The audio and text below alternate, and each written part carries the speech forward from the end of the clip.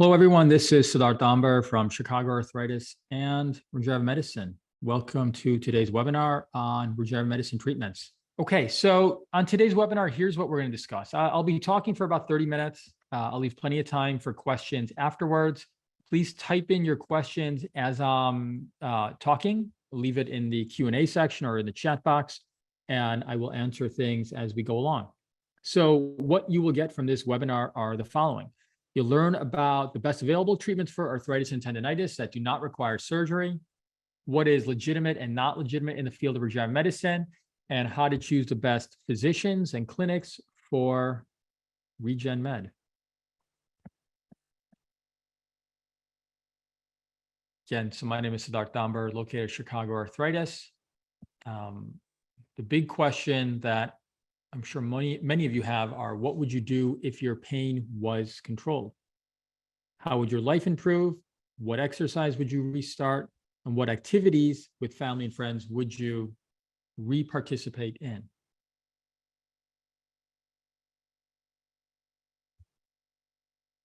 So a little bit about me. Again, my name is Siddharth Dambar, physician here at Chicago Arthritis and Regenerative Medicine. I am firstly a specialist in rheumatology. That's where my original training was. Focus on inflammation in the joints and tendons. Also a specialist in image-guided musculoskeletal injections. I've been in practice since 2008, involved in regenerative medicine since 2008, and in the Regenix network since 2012. That's the largest network of affiliated physicians involved in regenerative medicine, where we are sharing protocols, experience, to get us the best results for patients. So my personal journey into regenerative medicine, I used to play a lot of tennis and swim when I was younger. I never really had any shoulder issues, but in my fellowship training, I had started to learn diagnostic musculoskeletal ultrasound, and I started to realize I had a small little tendon injury to my right shoulder. And that's something that, as I restarted playing tennis in my mid-30s, I started to realize was actually an issue. And so the amazing thing about musculoskeletal ultrasound is just how dynamic it is. For physicians, usually the way that we get taught the anatomy is very much in a static way. Here's a picture of what the anatomy looks like. Here's an X-ray of what it looks like. It's very just fixed in a two-dimensional way. And with ultrasound, you start to look at the body in its natural format, which is more three-dimensional and more dynamic. And it makes you start to realize the connections between tendons and ligaments and joints, and how this is all just really one really well-defined system that fits very well. And a lot of the traditional treatments that we were using really were not good for that kind of dynamic system. And that's what got me interested in regenerative medicine back in 2007, and progressively has influenced my care for patients, and as I've gotten more and more involved in it. So traditional care really for joint or tendon issues or sprains or any kind of back issue is you mask the pain and you're eventually waiting for surgery. The equivalent of that in, let's say, diabetes or high blood pressure care would be like if your doctor diagnosed you with diabetes or high blood pressure and said, why don't we wait for your first heart attack? Why don't we wait for your first stroke? And that's a really bad way to treat humans. A better way is to really try to fix the problem and prevent it from getting worse. And the traditional treatments don't do that. Pain medications, they don't fix the problem. They have a ton of side effects, as we all know. Traditional injections like steroid injections are so bad. There was just more data that came out recently that steroid injections are bad for knees. These can damage tissue, lead to increased rates of infection, diabetes, osteoporosis. A lot of other traditional kind of injections that a lot of pain docs do include nerve blocks and radiofrequency ablation. They can give you pain relief, but they're really not helpful long-term. They can actually damage muscle and nerves and lead to other problems. Surgery has a role for really advanced conditions where there's really no other choice. The interesting thing and the thing that maybe surgeons don't always tell you is that there's frequently other choices. They may tell you you need surgery, but there are a lot of times other options. And you should always consider those options, because surgery on its own is higher risk. There's more bleeding, infection, tissue damage, anesthesia risk, cardiac risk. A lot of common surgeries like knee arthroscopy will actually accelerate arthritis, and it's no better than just physical. It can lead to more instability. And for those of us involved in regenerative medicine, with any kind of experience, really strongly feel that 80% of musculoskeletal conditions that we see can really avoid surgery. In the same way, 80%, 90% of things that used to be handled with open cardiac surgery are now handled with just needle-based procedures, much less invasive. So in searching for better options, we need lower risk, avoiding side effects, improve the actual cause of the problem, and that give you a better long-term improvement than some of the short-term options that we have. So imagine reducing your pain and getting back to the activities you care about without surgery or pain medications. So regenerative medicine, what is it? It's essentially the process of using your own cells to treat arthritis, tendinitis, injuries, and back pain. If you think about the normal healing process, let's say you have a cut on your finger, what happens is you have platelets that enter that area. It helps to stop the bleeding at the time. It also releases growth factors, which then causes inflammation and stimulates your local stem cells and then creates a normal cellular repair process. So tissues that have poor blood flow or that have been dinged up, damaged too many times or chronically, do not tend to heal well on their own. So regenerative medicine, we are taking those same cells, platelets and bone marrow cells, and injecting them under high-level image guidance to help coordinate that normal healing process in tissue that's been otherwise damaged.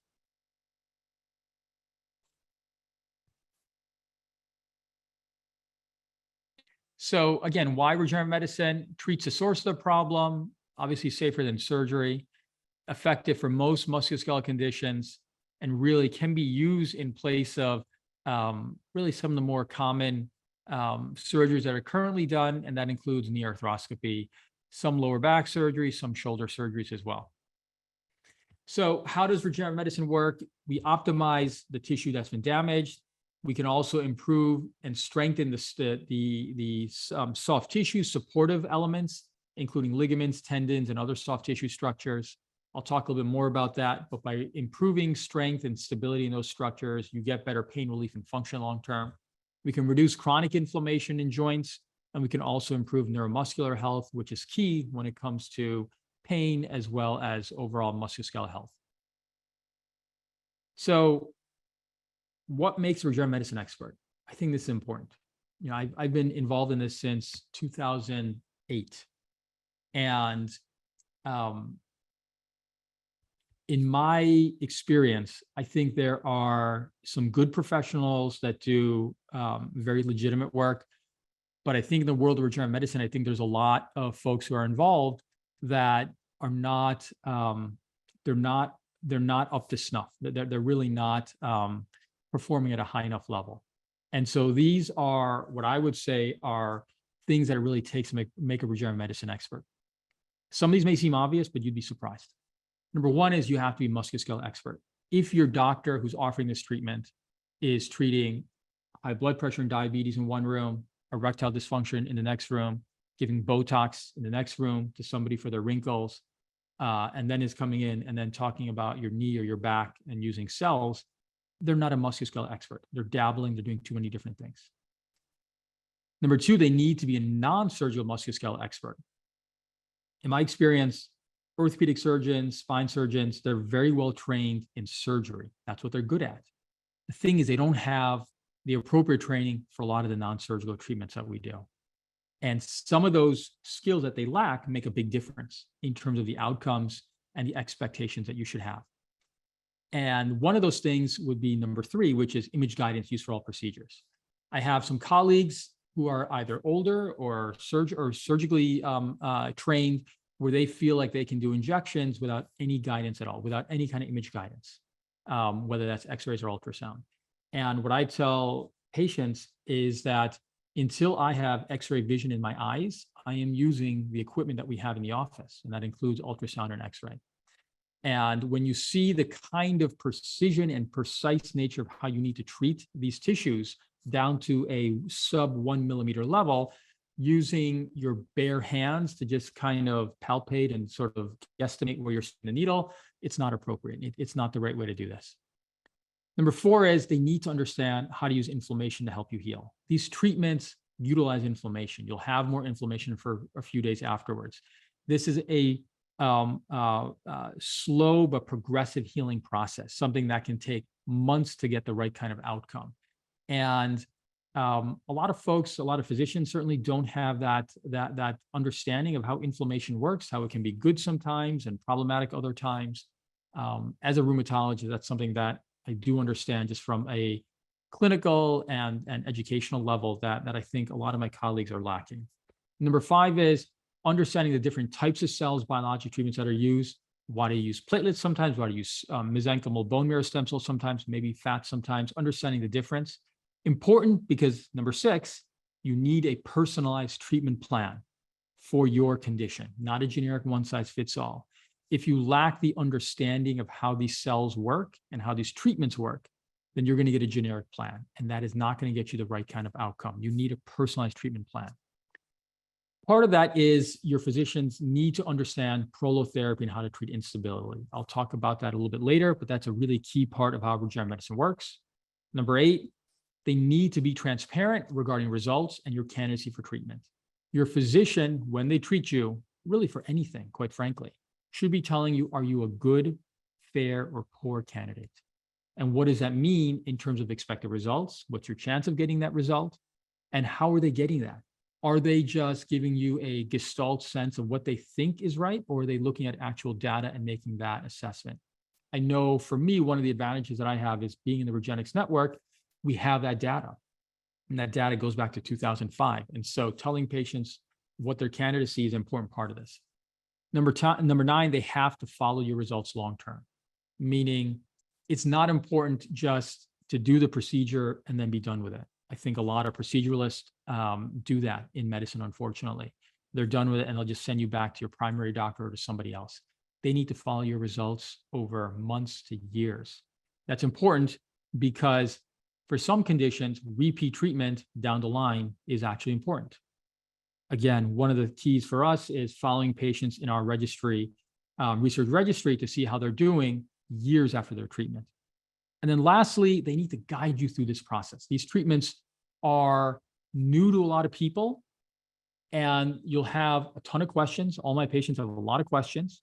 And so to begin with, you're going to certainly end up getting evaluated by me, the physician. But after that, and I'll go through all those details that we've talked about in points 1 through 9, but then you do need additional handholding after that. We have a patient liaison that'll talk you through, here's what to expect, help to interpret maybe what I said into proper English, from medical English to like proper English. And then after your treatment, there's a process to this. What's the kind of physical therapy that you're getting? You need to follow up with the physician after treatment appropriately to make sure you're on course. There are times where you may be off course, and that may mean you need some other intervention, or it may mean you need to change your physical therapy, or you need to change something else along the way. But guiding you through the process is really important. So back to regenerative medicine, some of the basics. Is this legal? Absolutely. There are very strict guidelines from the FDA, things about what kind of cells you can use, how you can process cells, and what tissues you can inject. You should only be injecting musculoskeletal tissue. If you have docs who are treating things like Parkinson's disease and heart failure, there may be legitimacy to that. They're definitely not approved by the FDA. That's definitely not anything I'm an expert in. But when it comes to treating joint, tendon, back issues, certainly that is all within the FDA purview. That's all legal from the FDA standpoint, and that's certainly something I'm an expert in. Another question I frequently get is, if I'm older, should I use someone else's cells? Absolutely not. For the vast majority of orthopedic conditions, there's very good evidence that using your own living cells is effective. There's so many other side effects when it comes to using somebody else's cells. Understand that the vast majority of evidence and data out there is in using your own cells. Your body is attuned to use your own cells, not somebody else's cells that are foreign to your body. Is there an age limit? For the most part, no. Results for knees, lower back, shoulders, elbows, ankles, and neck are not impacted by age. Hip outcomes, however, can be worse if you're over 65 years old. What sort of doctor does these treatments? I talked about a little bit. Should be focused on musculoskeletal conditions, should be focused on non-surgical treatments, and they need to be a proper regenerative medicine expert. I'll talk more about that. Can these treatments help if I've already had surgery? For sure. The exceptions would be if your joint has already been replaced. Can't fix that. My general rules for patients who need orthopedic surgery is number one, try to keep your own anatomy, avoid surgeries that cut out tissue, always consider regenerative medicine treatment option if you've been recommended surgery. So let's talk about some of the other key concepts: stability, biotensegrity. Tensegrity is this concept in architecture where basically the idea is that you take individual units that may be weak. If you put them close to each other and compress them, the overall structure is much stronger. Biotensegrity is the same concept in the body. And prolotherapy is the idea that by injecting your own cells into the soft tissue supportive structures that have been damaged, that you can strengthen and stabilize those. It's important because when it comes to treating, let's say, a joint, let's say a knee joint, you don't just inject into the knee joint. You have to treat the meniscus, the ligaments, the tendons, the muscles, the myofascial layer, all those layers, and even the nerves sometimes. And you have to treat all those layers and all that depth. And that's important because you'll get progressive improvement and progressive strengthening over time, more than if you were only treating the joint. And you also get longer lasting results. Improving the soft tissue structures ends up leading to an overall stronger structure, which then gives a better result long term. This is a brief case study on a 71-year-old man who had lower back pain. He's had surgery in the past, ×2, still having pain, very common that we see that. We ended up treating with platelets, his epidural space, the ligaments, facet joints, muscles. He originally had 30% improvement. We ended up escalating to using his own bone marrow stem cells, treating those same areas, and now he's 75% improvement and continuing to do very well. Keys there are you're treating everything that could be driving pain, the whole functional unit, and then understanding when it's maybe useful to actually escalate from one cell layer to the next. OrthoBiologics, these are the cells and tissues that we inject into damaged orthopedic tissue. Again, using the normal healing cascade, and again, use your own cells. So platelets are the really first line treatment. That's the, your platelets work because in an injured tissue, they recruit other cells and stem cells. Again, it's utilizing inflammation, and they help to stimulate your local cells. There's multiple different types of platelet preparations, multiple different types of concentrations. There's platelet-rich plasma, where we do a blood draw, concentrate that into a high concentration of your own platelets, and then inject that into tissue. There's also platelet lysate. That's the same concept, but we crack open the platelets and just take the growth factors. That's less inflammatory. The picture on the right, the platelets that are amber colored is what you want. You've taken out the red blood cells. The picture on the right is platelet-rich plasma that has a lot of red blood cells. You want to avoid that one because it's more inflammatory. The key here is most physicians, when they do these treatments, they use a one-size-fits-all process. They're not thinking about your age, your pathology, the tissue that has to be treated. They're using the same type of cell for every single person. And what's important is that the way you treat the joint is different than the way you treat the tendon, which is different than you treat the ligament, which is different than you treat the nerve or the muscle. And if you don't have a setup clinically for the physician where you can make that alteration, then you're going to get the one-size-fits-all approach. I know this because when I first started doing these treatments, I approach it in the same way. As I got more experienced, and then entering the Regenix network allowed me to have that flexibility to actually alter and change how we were actually treating patients, giving us much more bespoke or personalized approach. So this is an example of platelet-rich plasma. It's a 45-year-old man, a cyclist, referred to me by a sports medicine physician because he had persistent patellar tendinitis that was not getting better with just conservative care. So in his case, he ended up using platelet-rich plasma. And the picture on the right, this is the kneecap, this is the tendon, and that's the needle. We're injecting platelets into the patellar tendon. He did really well with treatment. I actually saw him a couple of years later, at which time we treated his hamstring and the other leg. And again, he's back to cycling and doing really well. The keys here are when to use platelets. This is a great case for that, using image guidance, and repeat treatment makes a difference in a lot of patients as well. And actually treating another area can also be helpful also. Stem cells, that's the main cell driver, the main cell that drives tissue repair and recovery after an injury. Use your own cells. Understand that bone marrow-derived stem cells are the only legal type of stem cell that can be used in the US. Fat stem cells are not legal in the US. You can use fat for adipose or structural support. We'll use that for rotator cuff injury sometimes along with your own bone marrow cells. But if your physician is using actually fat stem cells, there's an enzyme in that the FDA considers unsafe in humans, and that is illegal to use in the United States. You don't hear so much about this any longer, but umbilical or amniotic cells are not things that you hear a lot about, but there's no living cells in that. The way they're processed, it's not, there's no living cells. In the past, and maybe even a little bit now, there were a lot more clinics. What I'd seen were mainly chiropractic clinics, podiatry clinics, and some orthopedic surgery clinics that were utilizing these kind of products, and they were calling them stem cell treatments. And that was really inaccurate. It was really mischaracterization. And the FDA and the FTC have really kind of clamped down on a lot of that now, thankfully. IV stem cells, not something you hear a lot about in this country. You do hear about in other parts of the world. No proven benefit for orthopedic conditions. Stick with what we know actually works.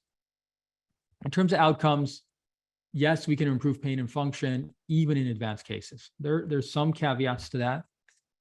As an example, if you've got advanced hip arthritis, generally you're better off with surgery.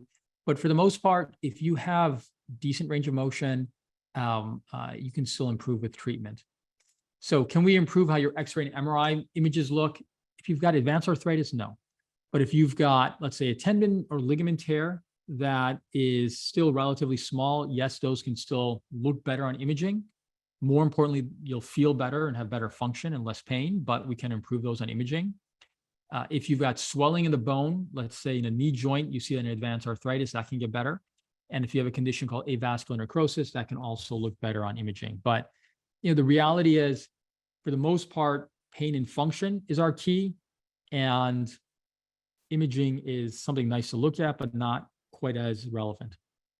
Can we treat bone-on-bone arthritis? Again, simple answer is yes. Understand that just looking at an X-ray of your joint is not enough to really give you a diagnosis. Your musculoskeletal system is not a two-dimensional picture. It's a three-dimensional biologic tissue, and arthritis itself is a biologic condition.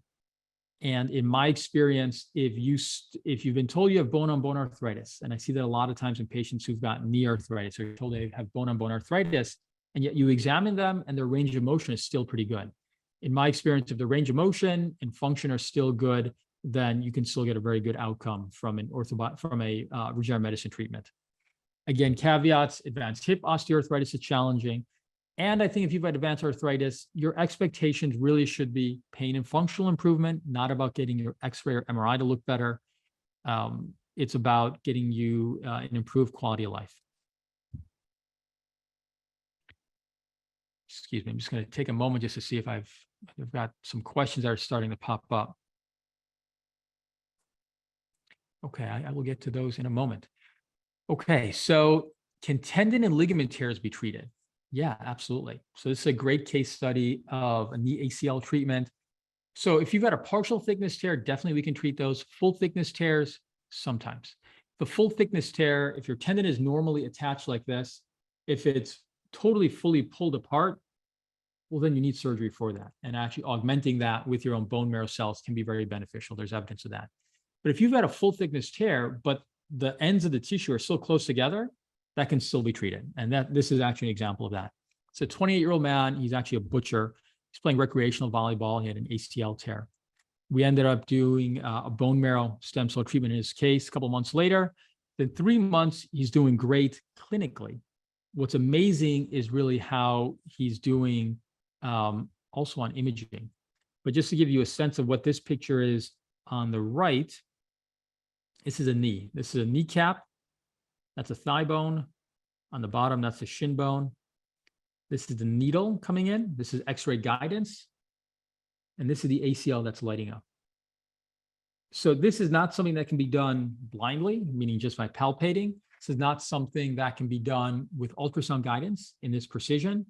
And even if you do this under arthroscopy, because under arthroscopy, they have to use fluid to keep the area open to visualize it, you can't even do this under arthroscopy because you'll just wash all the cells out. you can do this with very high level X-ray guidance and skills. So injecting his ACL, this is some really great pictures in terms of his result. He's not only had a great clinical result in terms of how he feels and functions. The MRI on the left is his pre-treatment, meaning when he first had his injury. This is the bottom of the ACL. This is the top of the ACL. The top of the ACL and the middle of the ACL are very hard to see in his case, and that's because that's where the injury has been.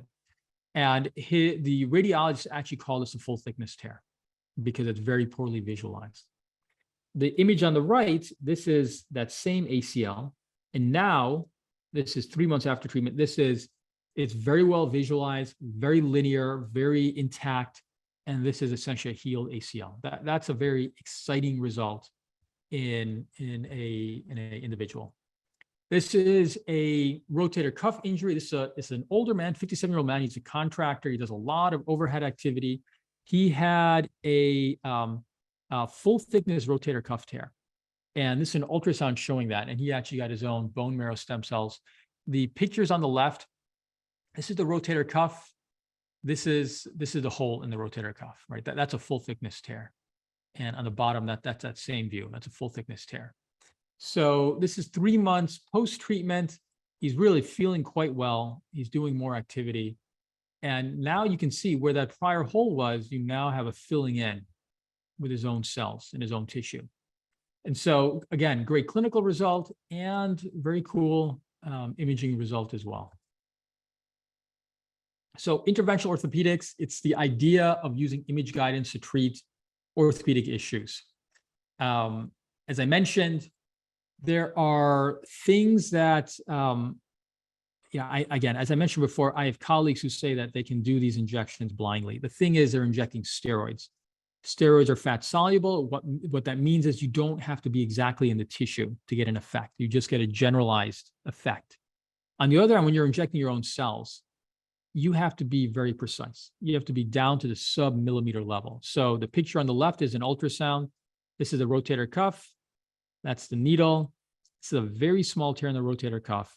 And while this is a magnified image, that little injury in the rotator cuff, that is maybe 1 by 1 millimeter in dimension. That's very tiny. You can't inject that blindly.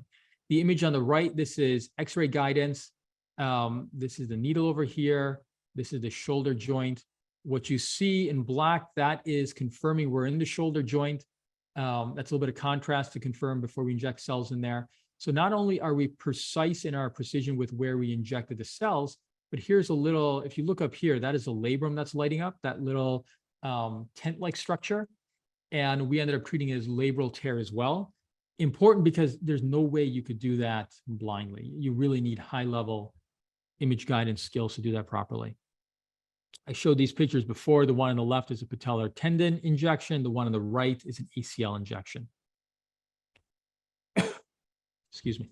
It's a case study of this is a chef who has wear and tear arthritis and also avascular necrosis. Avascular necrosis means that the blood supply to the bone is diminished and is starting to cause damage.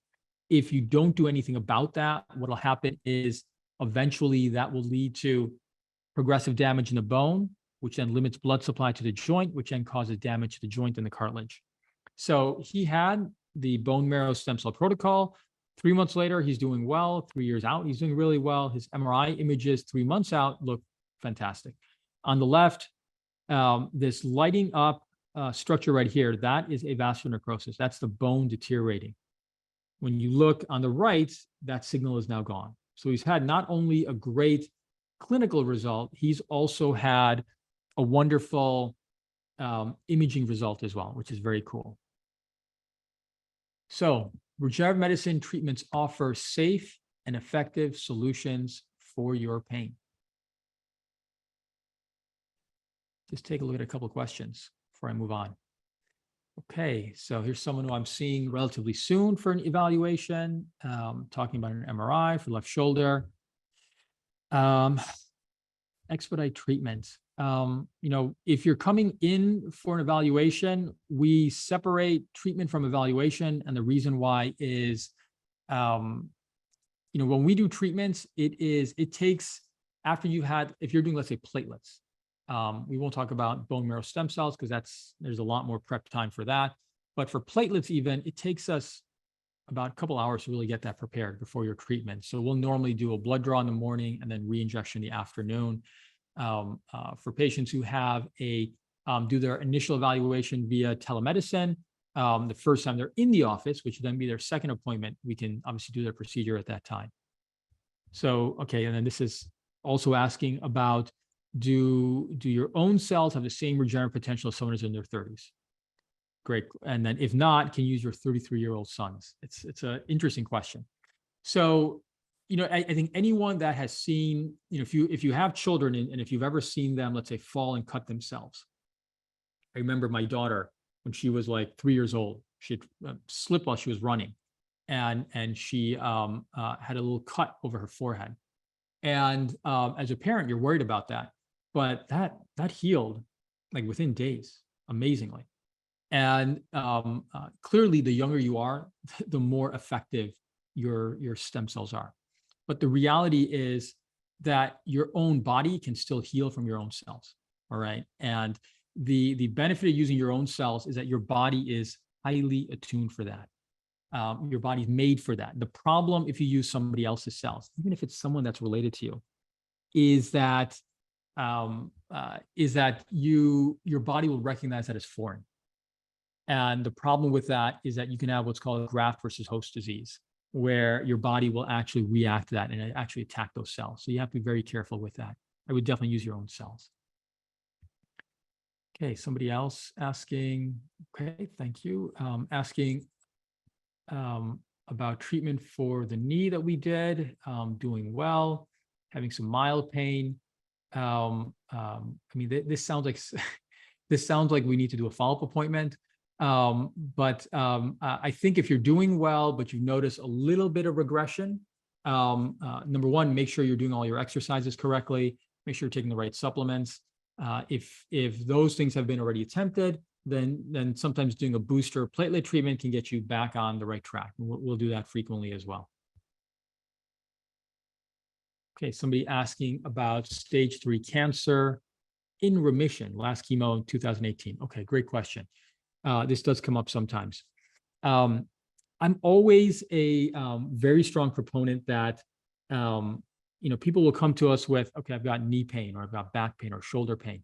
But if you have a bigger problem that's ongoing and active, get that treated first before you get to treating your knee pain, for example. So 2 examples of that. Number one would be, let's say somebody has active rheumatoid arthritis. I'll have patients that'll ask me for a second opinion. They're seeing somebody else for the rheumatoid arthritis, and they'll ask, well, my knees still hurt. And you'll examine them. You'll say, well, you're still very inflamed. Like, you should probably maximize your RA treatment before we start doing anything for your knee arthritis. For cancer, if you had an active cancer, I'd always recommend get through that first. But if you've been in remission for a few years, then using your own bone marrow cells is considered safe. That's actually been evaluated and published in the literature. In cases where somebody has an active cancer and we're considering a regenerative treatment, I wouldn't recommend bone marrow. I probably wouldn't recommend PRP in that case, but I would recommend just regular dextrose prolotherapy. That's sugar water. That can still give benefit. It's a milder treatment, but that's something that's still safe in the setting of cancer. But in the case that you're giving, which is cancer in remission for a few years, you are fine to proceed with treatment. Okay, somebody asked about insurance and Medicare. We'll talk about that in a little bit. Traditional insurance does not cover regenerative medicine treatments. I'll give you a little bit more information about that in a moment. There is a Regenetics corporate plan that roughly 500 companies in this country currently cover, and that will continue to grow. So wishing for more information, pictures of lumbar spondylosis and spinal stenosis. I will try to do that for next time. Thank you very much. But for what it's worth, spondylosis, spinal stenosis responds very well to platelets if you treat the whole functional unit. Great question. How many times is PRP usually done on a patient? It varies a lot from patient to patient. What I generically tell patients is expect anywhere. Number one, depends on what's your issue, right? What's your degree of problem? Number one is your degree of your problem. Number two is Do you have any other complicating issues that might make you someone who's poorly healing? That may take a little bit extra treatment. So what I normally tell patients is it may take anywhere from 1 to 3 treatments over the next 12 to 18 months, depending on those kind of factors. The right way to do it is you get treated on day 1, see how you respond for a few months. I would not recommend repeating treatment for minimum 3 months. You have to give your body a chance to really heal. There's some exceptions to that, but you want to give your body some time to heal. Okay, somebody asking about knee replacement.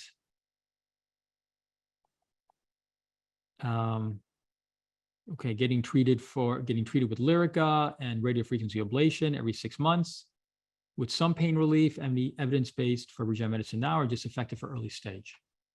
Yeah, so definitely not effective only for early stage. Like we use our typical patient does not come in with early stage problems.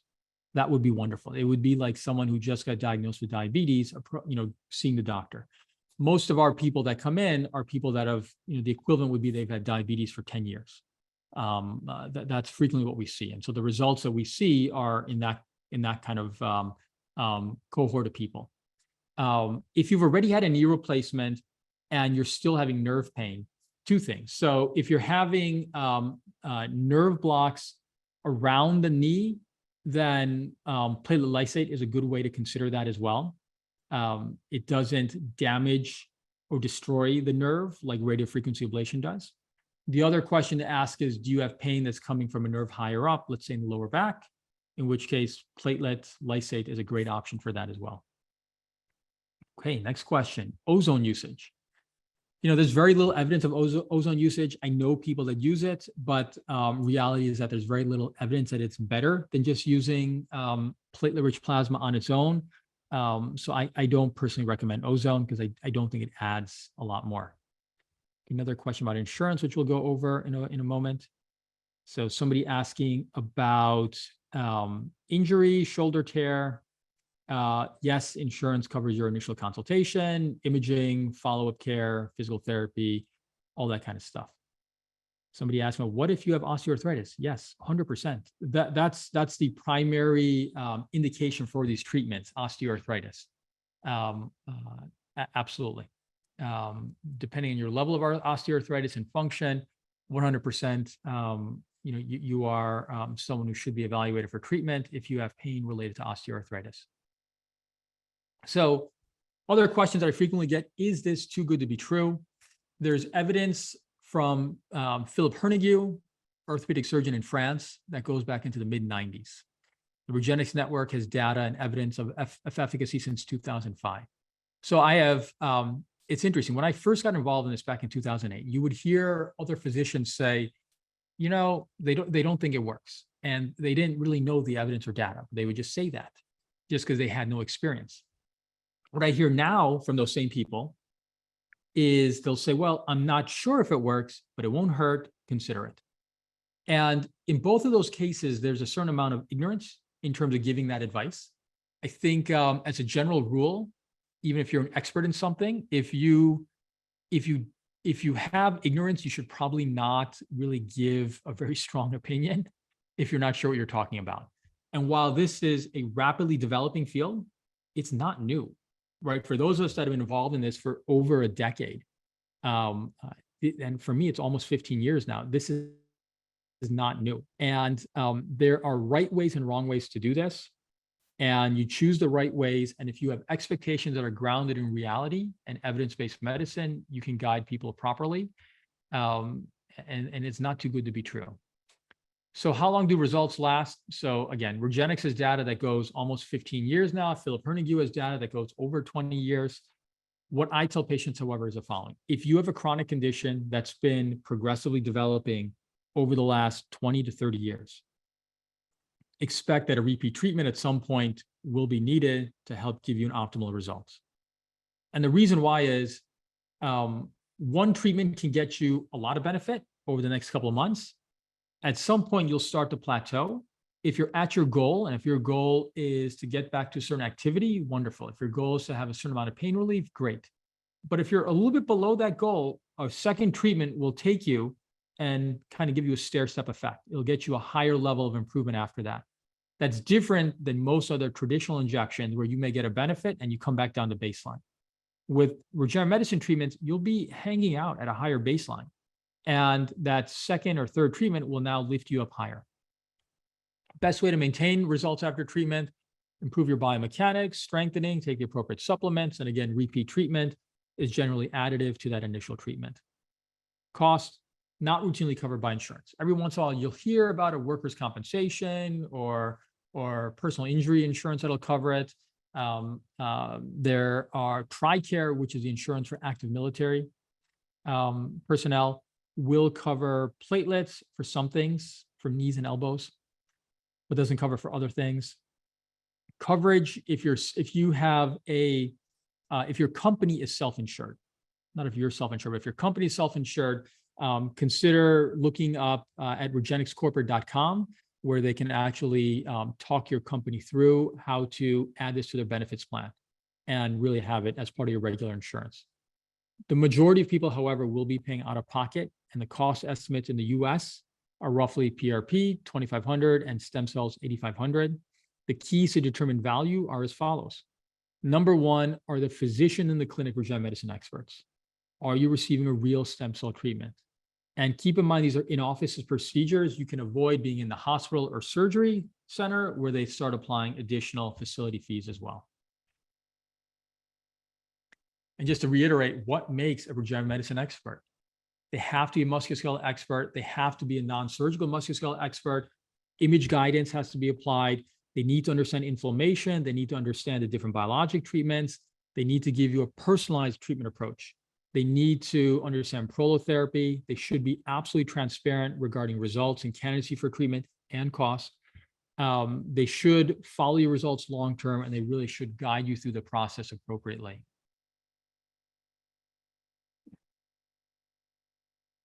Okay, so let me just look at a couple other questions. So somebody asking about cost, we talked about that.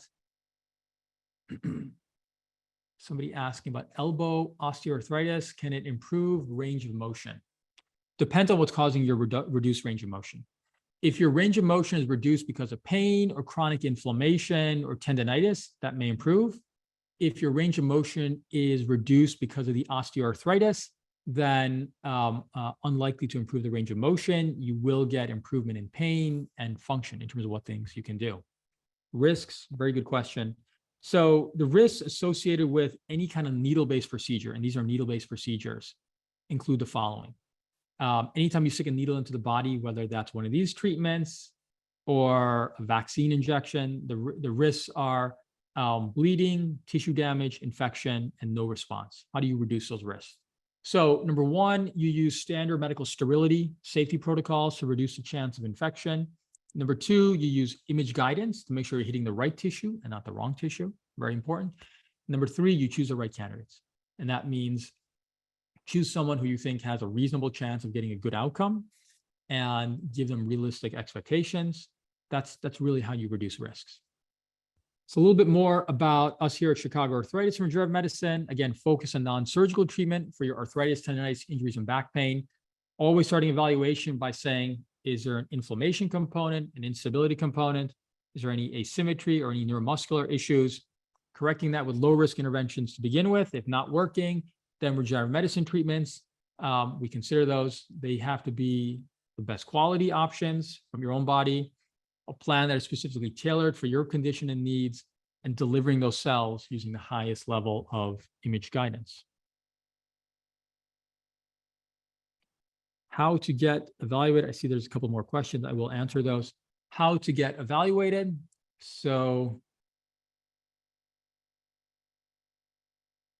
in the chat box, you can click on the link for the website. You can email us at admin@Chicago Arthritis. You can even call us. We are here to help. Just a little bit more about us at Chicago Arthritis. Integrity is key to everything that we do. Respectful and collaborative care. We want to treat you like you are family. The same treatments that we give and offer to patients are the ones that we are always recommending to my own parents, in-laws, friends, family. Completely transparent about candidacy for treatments, completely transparent about cost of treatment, offering the best options available, not just what is convenient, and always doing what's right for the patients, because end of the day, we are all patients, and that's the right way to do it.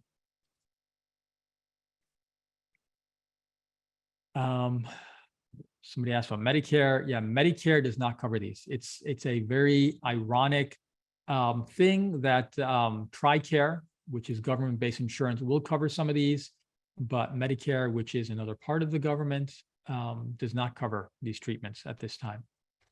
Allergic reactions, adverse reactions. Common reactions would be inflammation immediately after treatment, meaning some degree of discomfort and swelling. After treatment, you don't want to stop the inflammation process. And by that, I mean, you don't want to take anti-inflammatory meds. You don't want to put too much ice on it. If you do, the problem is that it'll actually stop the effectiveness of these treatments. And so normally it's that discomfort immediately after treatment for the first 2-3 days, stiffness for maybe the first week or so, and then sort of getting a slow improvement after that. What I generally tell people is expect to start feeling more significantly better, like objectively better, at around the 3 to 4 week mark, and then improving for the next 3 to 6 months after that.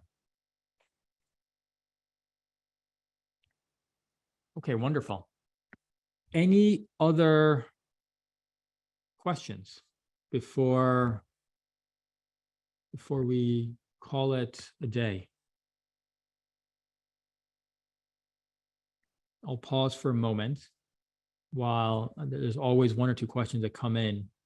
That's sort of last call sort of thing before we end things. But I appreciate everybody's time. Appreciate your time during the middle of the day. I understand it's busy for everyone during the holiday season as well. If we can be of any assistance, whether it's in evaluation or treatment, or even just answering questions, we are here to help. Again, you can reach us at chicagoarthritis.com. You can email us, call us, and if you want to re-watch this video or you'd like to send this to somebody else, you will get an email from us for an invite for that. Okay, somebody asking about pain meds post-treatment. Yeah, I recommend avoiding anti-inflammatory medications, using something like tramadol or a narcotic medication for 2-3 days after treatment is appropriate. Tylenol is fine. Topical treatments are fine as well. You're welcome. Thank you, everyone. Appreciate all of you for taking the time today. Last call before we end this.